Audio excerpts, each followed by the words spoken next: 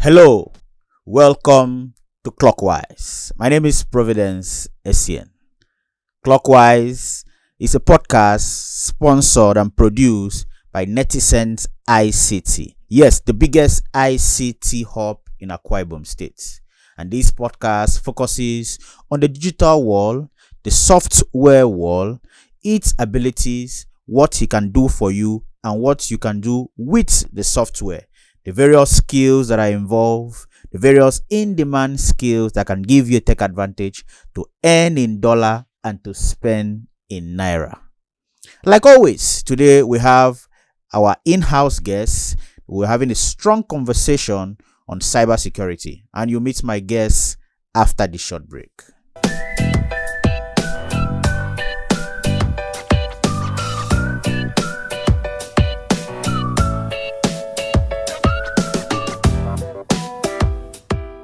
Welcome back to Clockwise by Netizens ICT.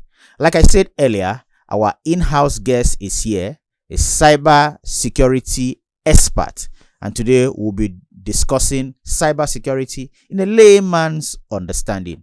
Please give me a virtual round of applause as I welcome Mr. Yenekbon Ekanem. Welcome. Thank you very much for having me once again. Welcome back. Yes, thank you. I want to appreciate you for being one of our regular guests. I think we should have that award at the end of this The year. pleasure is all mine. Thank you very much. Our previous episode, you discussed in-depthly about cybersecurity. You spoken what cybersecurity, you talked about what cybersecurity is. You spoke about the technical aspect of cybersecurity and what cybersecurity is doing and the importance of cybersecurity. Now, I'd like us to move this conversation a bit further. What is cybercrime?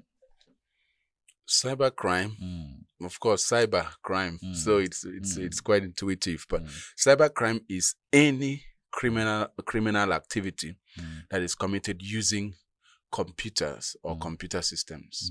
Okay. That's the simple definition of cybercrime. So when we talk about computers here, remember, even your mobile phone is still categorized as a computer. Any electronic device. Let's not say electronic device because not all electronic devices are computers. Yeah, like your radio. Yeah. You can. Okay, so but when you talk about cybercrime, it's it has to do with computers. So you have your phone, you have your PC, you have your even if computers actually. Devices that have computing capabilities. Okay. Yes, that's what we mean. Do you have types of cybercrime? Yes, of course, we have different types of cybercrime. But I don't think it might be a little bit technical. Okay. Cybercrime could be like, for example, the likes of advanced fee fraud. Okay. That is the one that we are very used to. It's called Yahoo or G-Boys and all those things. That's because even when somebody hacks somebody's Facebook accounts to actually send messages to the friends or followers, yes, cybercrime. So it's also a cybercrime because what they do is they hack into your account. If you have a poor security on your account, they can hack into your account and then try to deceive.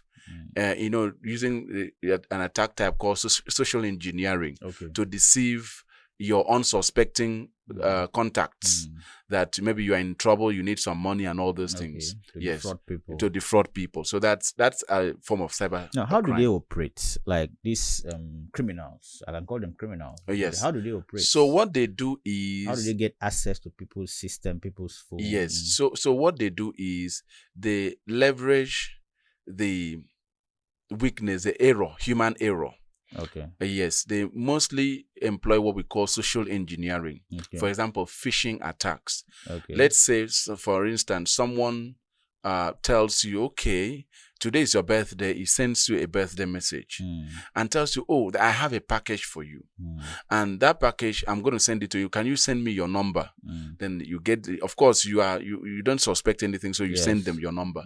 And then from your number, they are able to then they will try to get into your account and then they will tell you, oh, that we're trying to send something to you, but when we actually used your phone number as a contact, and then a code will be sent to your phone.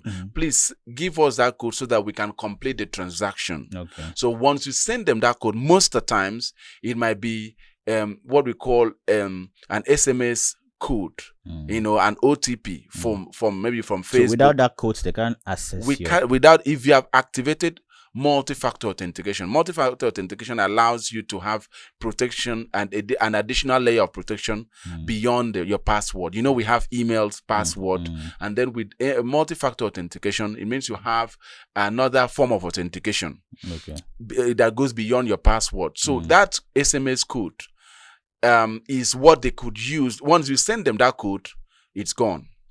That is the last piece of information they need to be able to have access to your account. Okay. Yes. So as a matter of fact, Facebook now recognizes them as the authentic owner of the account, unless you take steps to report the account as being hacked, and then Facebook will demand whoever has login access to the account to send a form of a government issued ID.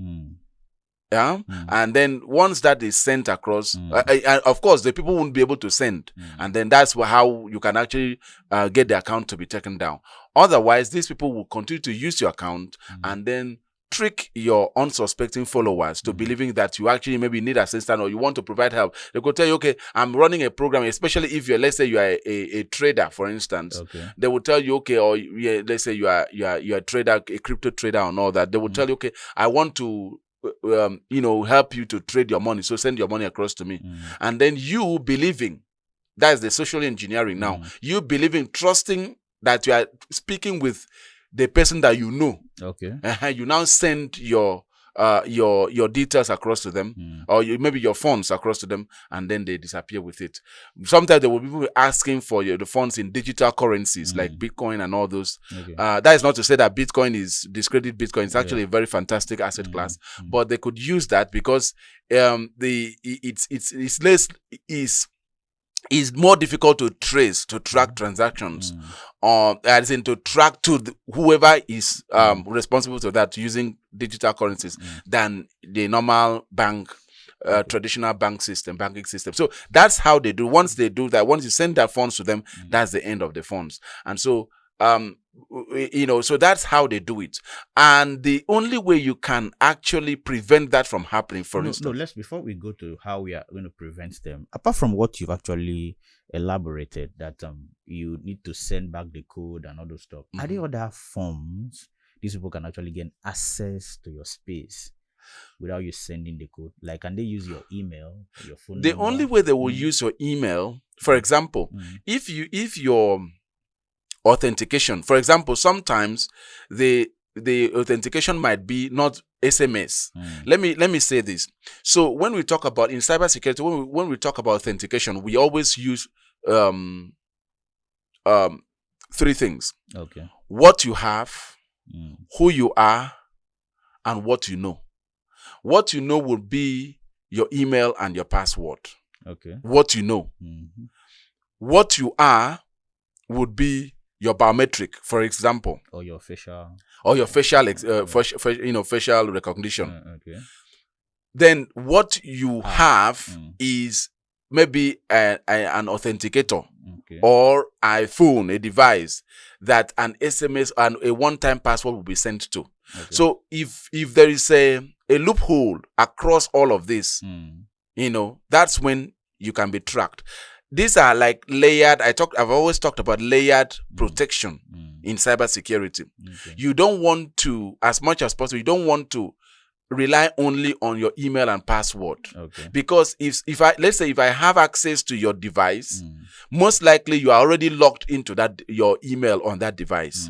So once I enter your email, your password, some people even save, which is one of the things we're going to talk about in terms of prevention. Some people save their login details on their devices. That is on their browser, their browsers. So which means that if I gain access to your device, for example, I would just, once I click on where I'm supposed to put in the placeholder for email, the system will automatically prompt me to pop up what has been saved, the saved password, and all I need to do is to click to enter. click and it will populate auto populate that particular part of the query. Okay. Then if you since you're already logged into your email on that particular system, it will be easy for them to, once let's say the system says, okay, a verification message has been sent or an OTP has been sent to your email, kindly check. They will just open the next browser tab and then do what? Visit your email, inbox, and then get the code and put in there, have access. No. So what that means is that you need another level. That's why we talk about another level of security. Okay. So if you have an authenticator on your phone, like a Google authenticator on your phone, it will then ask them to input the code from the authenticator, the digits from the authenticator. And what will happen once they put in that, if they are not able to put in, they are not able to have access. Okay, so or SMS. And always, when placed together side by side, I would go for Google Authenticator rather than SMS. Why? Because SMS, think about it, if they actually picked your phone has a browser. Your phone, so they would have gotten the username and password from the explanation I gave earlier. And then your email, your phone, most likely your phone, it has an email app. Let's say your Gmail app is on your phone. So they would just go to the email app and get it. Then the SMS, it is very likely that your SIM, the SIM that you use to register for that service is on that phone. So they will get it. It's not very likely that they might get, except your authenticator is there, but it's not very likely. They will think that you would go for an authenticator. Okay. By the way, there are different kinds of authenticators. So they might not know which one they have to visit to be able to. Let's say you have a bunch of, because for me, I have like 3 authenticators on my device. Okay. Just so you deceive them. Once if they see 3 authenticators, they will have a hard time knowing which one. Okay. They should visit to be able to get the code to complete the the login process. So as much as possible, you want to ensure that you make the job more difficult for them to get access. These guys don't want to to go to thread the difficult path. They always want the simplest path. That's why they use social engineering so much to be able to launch attacks. Okay. No. Apart from these things you've said, now, do they have a software where they can actually use to gain access to you? So the software they use is what we call they use for brute force. Okay. So there is a software that you can use. That software actually, number one, there are some. I'm not good without being very technical. I'm trying not to be very technical. There's something called data breach. Let's say a company has, a company's data has been tampered with, and login information has been, the hackers were able to steal login information. Okay, they can actually use that to try different accounts on different platforms, because most people, unfortunately, use the same login details for a number of their banking, their email, there are a lot of things. They use the same email, the same password, which is, in fact, I want to let you know that, I want to say it specifically, one of the worst things you can do is to use the same information, the same password across different services. Because if I have access to one, your password, I can literally get you across a lot of things. There's something we call single sign-on process though, which allows you to, once you sign out to a particular service, you can literally have access to, for example, even your email. You see, when you want to visit a particular, you want to log into a particular service, it will ask you to continue with Google. So we click on Google and then so that's what we call single sign-on process. There are risks to it, but the thing is that the convenience of not having to remember or put in your password all the time, but there are risks. Because people have problem with password, having so many passwords. Yes, so you would want to leverage their applications. There are softwares that allow you don't have to remember your password. For example, without promoting any brand, it's called, I personally use LastPass. LastPass allows you to it allows you to, you have just one password to access LastPass. But when you enter LastPass, when you have sign into your LastPass account, you then have all the passwords that are associated with different what if your services. Phone gets lost? You say? What if your phone gets lost? That is why LastPass is good, because all you need is the login details to your LastPass account. Okay, it can be done with any other phone. You can do with any other device. All you need to do is just to visit, have the LastPass, get to LastPass and sign in. Then you have access to all your login information. That is a better one because it ensures that you don't run the risk of having to save your password to your browser. Okay. Because here is the deal. If I log into my browser on my phone, and I log into that same browser, sign into that browser on my PC, anything I do on my phone can actually be tracked from my PC. Okay. So that is the danger, and that is why you want to use a service like LastPass that allows you to, you don't have to you don't have to remember all your passwords, but you don't have to restrict yourself to use just one password so that you save yourself the stress of having to remember password. You just need one password, but you can now have unique passwords for different services that LastPass allows you to keep track of. Okay, now after this break, I'd like us to shift the conversation further and let's talk about how we can prevent these people from having the cyber criminals from having access to our devices, our network, and the rest of it. But that will be done after this break. At Netizen, we have built our state-of-the-art, serene and conducive workspace. It is fully equipped with all the facilities to have a comfortable and an amazing work time in our hub.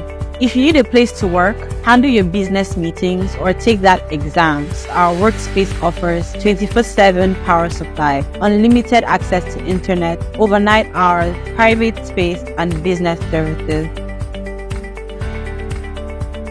Welcome to our versatile conference hall, a premier space that accommodates gatherings of 50 to 70 persons. Nestled within our facility, this conference hall is designed to cater to a diverse range of events, making it an ideal choice for both professional and social occasions. With its spacious layout and comfortable seating, our conference hall provides an optimal setting for seminars, workshops, trainings, and conferences.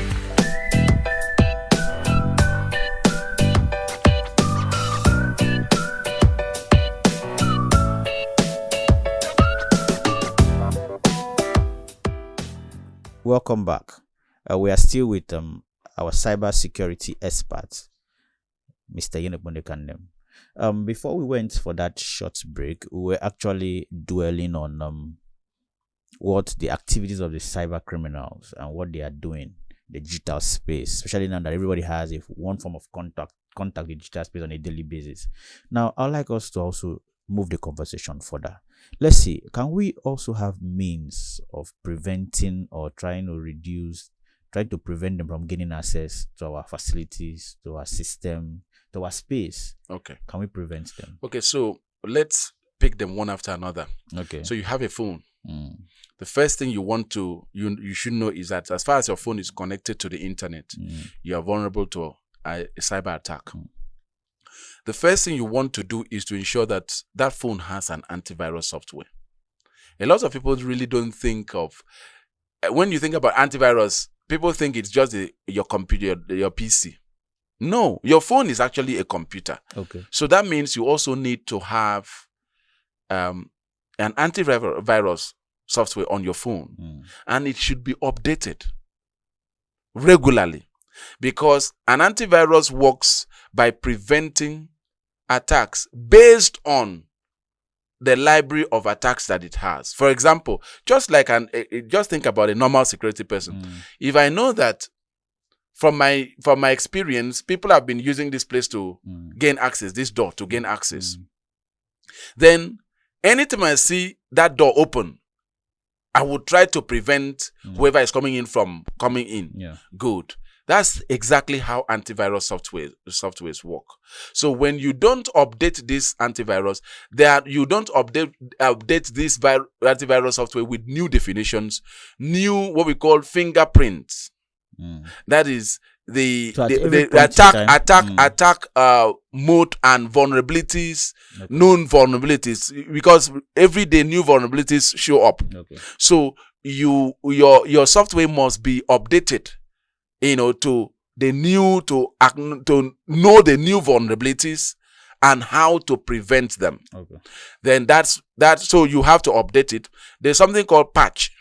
A patch is when there's a vulnerability, you need to patch these vulnerabilities. That is, if let's say a door is broken, in layman terms, let's say a door is broken, you need to do what? Either replace that or use something to seal that place, or you repair that door. So that is what we mean by patching. You can download a software, a patch, for your device. Sometimes some of us don't even know that if you have an Android phone, for example, and then your phone pops up and tells you that you should update your phone's firmware. Some people don't really think it's necessary. This is necessary. This is not necessary. But the fact is that there are new vulnerabilities that have been discovered, are being compensated for by patches that are on that new version or new updates that you're being asked to install. So you have to be keep tabs with each time there is a new an update on your phone's firmware. You have to do what? You have to install it so that you prevent you compensate for the vulnerabilities that have been identified. Then the next thing is that you have to understand when you are visiting a website. Now that you've protected your phone. Again, before I go to even websites, you should ensure that you don't install applications from third-party sites, like transfer of application. Yes, transfer of application from one phone to another. You don't want to do that. Android by device comes. Let me speak for Android. The same thing with iOS, by the way. It comes by default with a restriction, so you cannot update. You cannot install apps from unknown sources. Okay. So, but some people actually disable that function, especially when you want to root your device. Some people that want to root their devices, they want to uninstall that so that they can install tunnel devices and applications that are not on the Google App Store. Okay. You want to restrict yourself as much as possible to apps that are on Google App Store. The reason is that most of these apps have been screened, scrutinized to ensure that they don't contain viruses. Yes, so there are some viruses that might not even cause the phone to break down. But when I talk about viruses, you might think, okay, it will make the phone to either break down or something. No, some viruses are called some malware. By the way, malware is malicious software. So some malicious, yeah. So some malware. Is an app. No, the malware It's is a actually is actually any malicious software. So you can have virus, you have worms, you have ransomware, and all those things. Okay. So some of those malicious softwares might, kind of come in. The purpose might be just to come in and steal your data. So they won't affect your phone, but they will steal your data, everything you're doing. Some of the things you get the document and all those things, they just steal that data and be sending them without your knowledge to the people that actually created that malware. Okay. Those are So called. they can be tracking you for a very long time. Yes, we have what we call Trojan. Okay. Trojan, software. They look like legitimate software, but actually they are not legit. They look like legitimate software. Sometimes some legitimate software actually come in that form. So they serve a purpose. They might come as a virus cleaner on your phone. They can call it a virus cleaner or kind of what we call file manager or file cleaner or something. But behind the scenes, they're actually stealing your data and sending to whoever created the software. Okay. So you want to ensure that you don't install applications outside of authorized, or let me use it. So what it means that Google App Store. Those malware can come with an application you actually got from somebody's phone. Yes. So once they come in, for example, if it's a worm doesn't even need you to activate the software. No, they can start working without any action on your own part. What about ransomware? Ransomware will encrypt your entire, whether it's a PC, whether it's your phone, will encrypt the entire device. the data on that device, and then you'll be asked to make payment to be able to get the software, the what you need to, the keys to unlock that encrypted data. So you don't want to, as much as you don't want to get apps if you want an app, go to the app store and get it.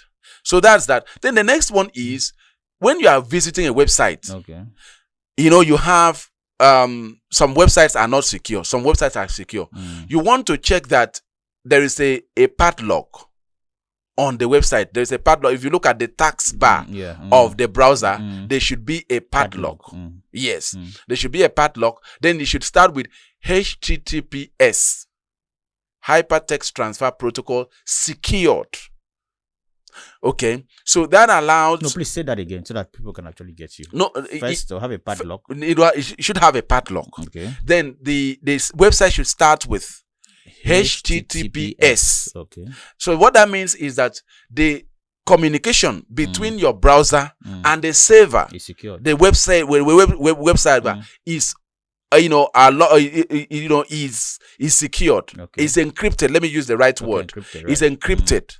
So that means that a third party cannot do what? Cannot gain access, cannot eavesdrop on that conversation.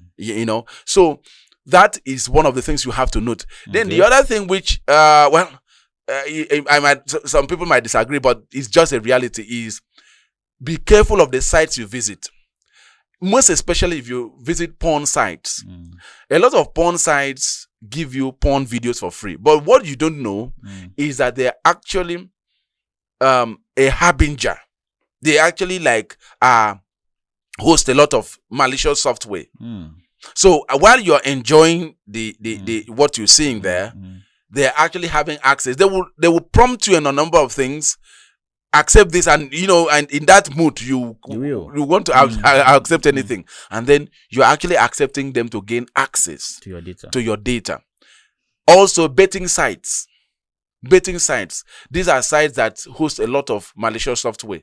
And of course, they know that these are the two things that people are very crazy about, and people lose their sense. Once they are their sense when they are trying to access those sites. So you want to be very careful of sites that you visit, because you could protect yourself, you could protect your phone, your system. But if you visit websites that are not secured, if you visit websites that host malicious software, then all your efforts will actually be futile. Can the malicious software also be sent through email? Yes. As an attachment? Yes. Another thing is a phishing attack. You want to prevent a phishing attack as much as possible. Which, for example, someone sends an email with an attachment. Okay. And then you download the email.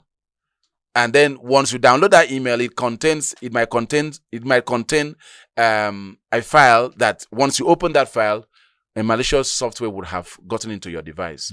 It's not just email. Sometimes they would send you a link on that email. On that link, for example, you might be redirected to a website that you provide information. For example, let's say your organization is like netizens.ict.com. Someone could create a website. Netizens, the last S there could be 2.